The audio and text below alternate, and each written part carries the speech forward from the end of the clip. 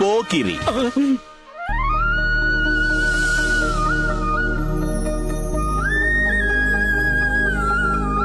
నేను భువనాన్ని మాట్లాడుతున్నాను. అరే మిర్చి పొడి.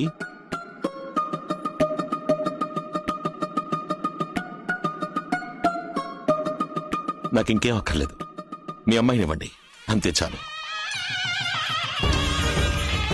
భజంత్రీలు భజంత్రీలు మాంగళ్యంతో నేనా మమ జీవన హేతునా కంఠే భద్రామి.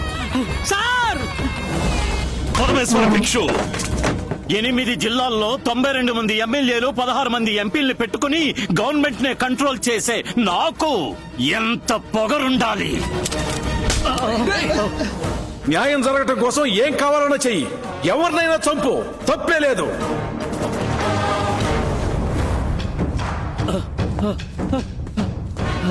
ధైర్యం ఉంటే నన్ను అరెస్ట్ చేయరా. నిన్ను అరెస్ట్ చేస్తే ప్రాణాలతో ఉన్న వాళ్ళకి ప్రమాదం. నువ్వు చచ్చిపోయావని తెలిస్తే త్యాగమని నీకు విగ్రహం పెట్టి దాని కింద 10 మంది పరమేశ్వర భిక్షులు తయారవుతారు. ఈ పాటికి విజయవాడ మొత్తం నువ్వు పారిపోయావని అనుకుంటూ ఉంటారు. నువ్వు ఈ స్వామికి భయపడి పారిపోయావనే పోలీస్ రికార్డ్స్ లో ఉండాలి.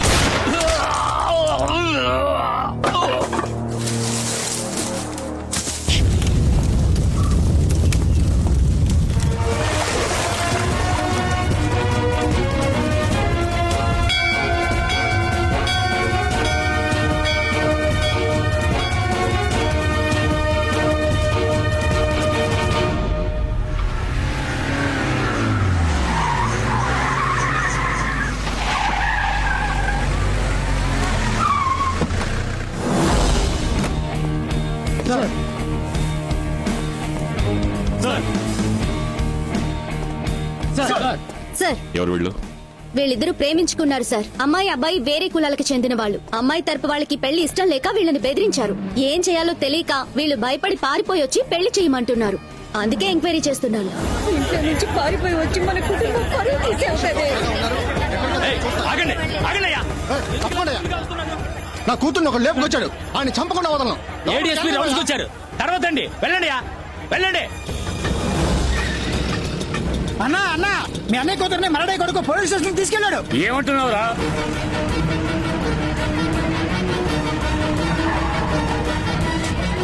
సార్, తప్పుకోండి అన్నా. ఏమైందన్నా? ఇలా చూడండి, వాళ్ళిద్దరు లవ్ చేసుకున్నారు. ఇద్దరు మేజర్స్. గొడవ చేయకుండా ఇక్కడి నుంచి వెళ్ళిపోండి. వసే పందికొక్కు, నీ కూతురు లేచిపోతే ఊరుకుంటావుటే? రేమున్సామి, మరి ఎక్కువ మాట్లాడద్దు. ఒరే హెడ్, నోరు మీరా, మర్యాదగా మాట్లాడవయ్యా, పెద్ద గొడవ అయిపోతుంది. కానిస్టేబుల్, నోరు మీరా. నేను తలుచుకున్నానంటే ఈ పోలీస్ స్టేషన్ నే నేలమట్టం చేస్తాను. చూస్తావా? వెళ్ళి వాడిని లాక్ రండిరా. ఏయ్, ఆగండి. ఏయ్!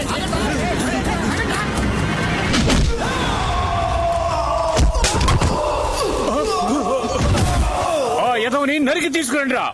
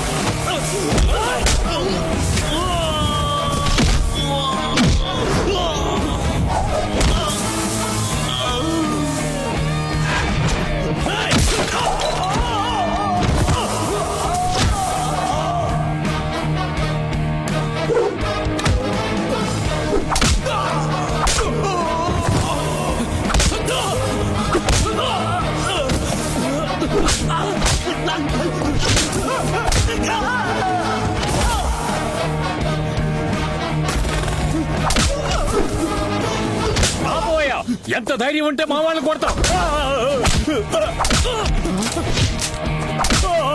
ఆడవాళ్లతో ఎలా మాట్లాడాలో మీ అమ్మ నేర్పించాలా? పెద్దవాళ్లతో ఎలా మాట్లాడాలో మీ అబ్బ నేర్పించాలా? ఈయనెవరు? హెడ్డు అయ్యా, ఈవిడేమని పిలవాలి? Sub inspector? కట్టుకున్న భార్యనైనా రావే పోవే అని పిలవకూడదు. రామా పోమా అని మర్యాదగానే పిలవాలి. అసహ్యంగా లేదు మీకు? మిగతా కులం వాళ్ళని తక్కువగా చూస్తారా? నీచంగా అనిపించట్లా? ఒక కాలంలో మీకంటే ఎక్కువ కులం వాళ్ళు మిమ్మల్ని గుళ్ళోకి రాకూడదు, భుజాన టవల్ వేసుకోకూడదు అని బానిసలుగా ఉంచడం తప్పని 200 ఏళ్లుగా మీరు పోరాడారు కదా. ఇప్పుడు అదే తప్పు మీరు చేస్తున్నారు. వాళ్ళందరూ మారుతున్నారు. మీరెప్పుడు మారబోతారు? రండమ్మా. ఈ నిమిషంలోనే నేను వీళ్ళిద్దరికీ పెళ్లి చేసి పంపించగలను. కానీ మీ ప్రేమకు మర్యాద ఇచ్చి నా పనిచేయడం లేదు. ఓమా ఓమా, మీరు కూడా తన ప్రేమకు మర్యాద ఇచ్చి వాళ్ళకి పెళ్లి చేయండి. అలా కాదని వాడు చెప్పాడు వీడు చెప్పాడని ఏదైనా తప్పుగా ప్లాన్ చేశారో వెళ్ళండి, జరగాల్సింది చూడండి. సరేనయ్యా.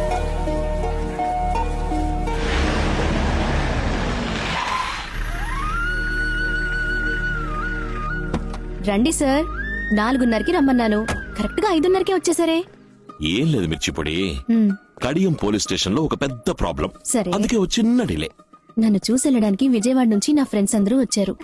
హలో, కూర్చోండి కూర్చోండి. ఎలా ఉన్నారు? అందరం ఐఏఎస్ రాయడానికి అప్లై చేయబోతున్నాం. ఎల్లుండి లాస్ట్ డేట్. అందుకే బోనని వచ్చి అడిగాం సార్. తనేమో వద్దంటోంది. నాకు అర్థం కాల. తనకి కలెక్టర్ అవ్వాలని సార్ ఆశ. సడన్ గా పెళ్ళైంది కదా, ఇప్పుడు వద్దంటోంది. నాతో చెప్పనే లేదు. లేదండి, మీతో చెప్తే మీరు ఒప్పుకుంటారో లేదో అని సందేహం. అందుకే నువ్వు ఐఏఎస్ అవ్వాలని ఆశపడతావు. వద్దని చెప్పడానికి నేనంత దుర్మార్గపు మొగుడ్నా? నువ్వు సివిల్ సర్వీస్ రాస్తున్నావు. ఆ అప్లికేషన్ తన దగ్గరే ఉంది. నీ దగ్గర లోపలే ఉంది. సరే పో, వెళ్ళి తీసుకురా. థ్యాంక్స్ మామా. ఓకే భామా. ఏయ్ మిర్చిపొడి, జాగ్రత్త. ఏంటి భార్యని మిర్చిపొడని పిలుస్తున్నారు? తన మీద కోపం వచ్చినా ఆశ వచ్చినా మిర్చిపొడనే పిలుస్తాను. ఏది ఆశగా ఇంకోసారి పిలవండి ప్లీజ్. ఓయ్ మిర్చిపొడి. వస్తున్నానండి. 1 సంవత్సరం కావస్తోంది. అయ్యగారు ఏమయ్యారో తెలియటం లేదు. అయ్యగారు శ్రీలంకలో ఉన్న 2వ బారింటికే వెళ్ళుంటారు. సరే, ఆ భార్యకు పిల్లలున్నారా? 3 కొడుకులు ఉన్నారు. ఆ. మహేంద్ర భిక్షుడు ఒకడు, దేవేంద్ర భిక్షుడు ఒకడు, రావణ భిక్షుడు ఒకడు.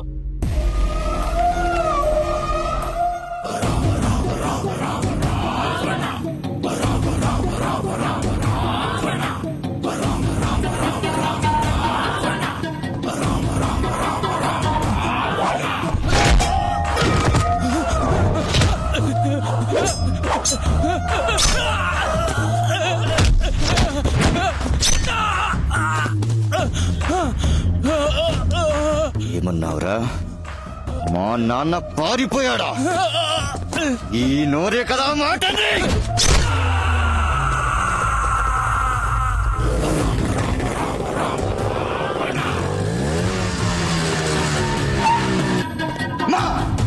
అమ్మా, మా నాన్న ఎవరికో భయపడి పారిపోయాడని ఊరంతా నన్ను చూసి ఎగతాళి చేస్తుంటే సిగ్గులకు కుర్చీ మీరు ఫోన్ చేస్తారా? అమ్మా, మా నాన్న భయపడి పారిపోయేవాడా? మీ నాన్నగారికి భయం అంటే తెలీదు. ఆయన పెద్ద వీరుడు.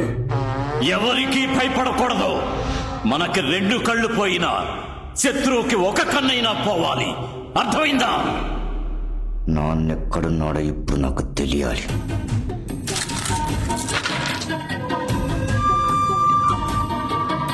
రావణ, ఇప్పుడు సమయం మనకి అనుకూలంగా లేదు. అక్కడేదో జరగరాని పని జరిగింది.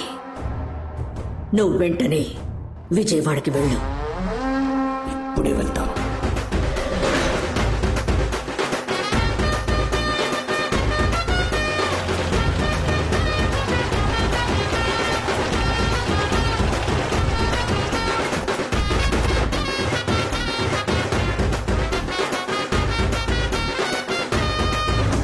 కృష్ణమూర్తి గారు, ఏం జరిగింది? మా నాన్నేమయ్యారు? స్వామితో గొడవ తర్వాత అయ్యగారి దగ్గర నుంచి ఏ కబురు లేదు బాబు. పరశురాం నా మీద అరెస్ట్ వారెంట్ తీసుకొచ్చాడు. 2 ఎదవలు కలిసి నన్ను పట్టించారు. వాళ్ళ కథ ముగించకుండా నేను కొలంబోలో అడుగు పెట్టను. ఆ రోజు మా నాన్నతో ఎవరున్నారు? అయ్యగారు పారిపోయేంత వరకు ఆయనతో ఉన్నదే నేనే బాబు.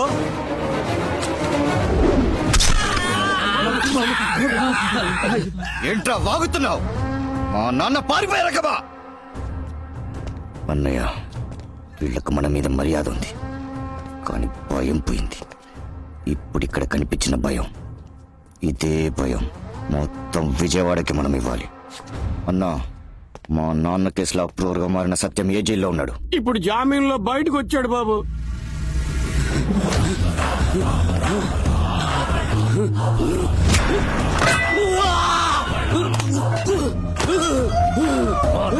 పట్టిస్తావురా?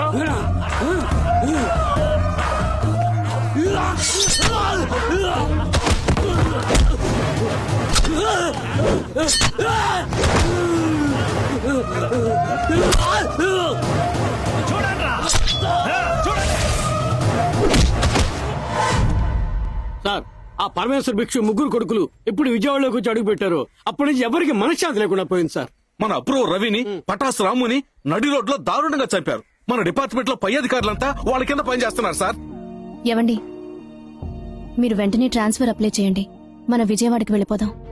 ఏమంటున్నావు నువ్వు? మీరు ప్రాణం పెట్టి చక్కదిద్దిన ఊరు, అందరూ ప్రశాంతంగా ఉన్నారు. మళ్ళీ పరమేశ్వర భిక్షు కుటుంబానికి ఎవ్వరూ బానిసలు కాకూడదు.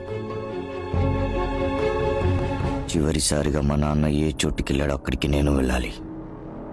నన్ను అక్కడికి తీసుకెళ్ళండి.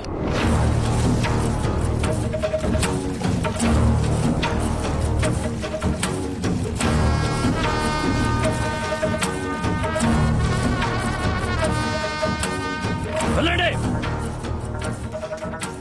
మా నాన్నని ఎవరైనా చూసారా అని కనుక్కోండి. అయ్యగారు చివరిగా ఇక్కడికి వచ్చారటగా. ఏం రావణా, దిగులుగా ఉన్నావు? ఆ చుక్కి దొరకలేదు నా. దొరుకుతుంది.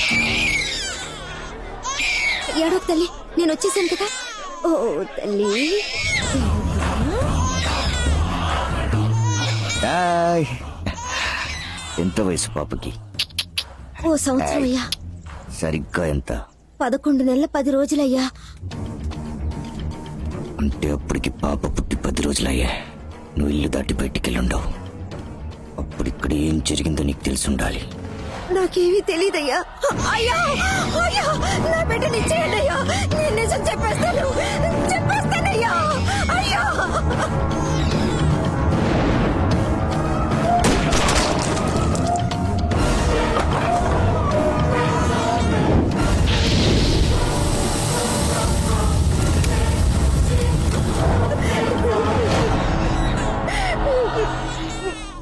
అన్నయ్య, మన నాన్న పారిపోలేదు, చచ్చిపోయాడు.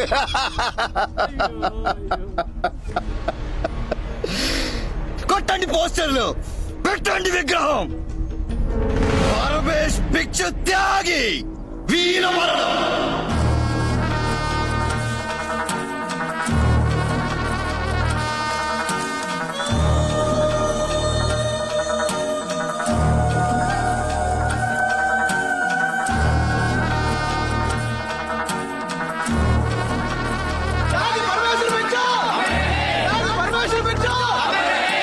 మిస్టర్ ప్రశాంత్ స్వామి, Yes, sir. మీరు అడిగినట్టుగానే మిమ్మల్ని విజయవాడ ట్రాన్స్ఫర్ చేశాను. Thank you sir.